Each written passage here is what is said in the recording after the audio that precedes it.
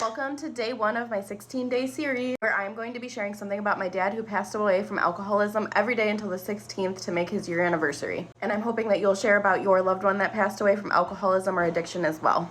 So today I'll just keep it super simple and just share a picture of my dad, his name, when he passed. And then tomorrow and all the other days we'll start getting into like some of his favorite things, some of the things that I loved about him, other people loved about him, and I can't wait to hear about your loved ones too.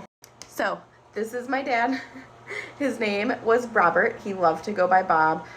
He was 53 and he passed July 16th, 2024. So my dad's story, he relapsed in December of 2023. We spent a majority of 2024, the first couple of months, trying to get him clean. He was in and out of rehab. He was probably in and out of the ER and rehab dozens of times at the beginning of 2024. And we were actively getting blood work done by his primary care doctor, and everything was fine.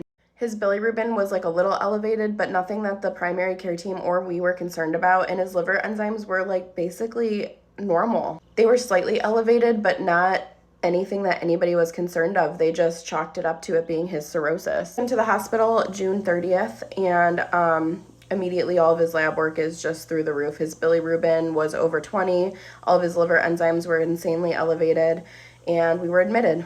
And by 4th of July, we were going home on hospice. Finally passed away peacefully in his sleep on the 16th.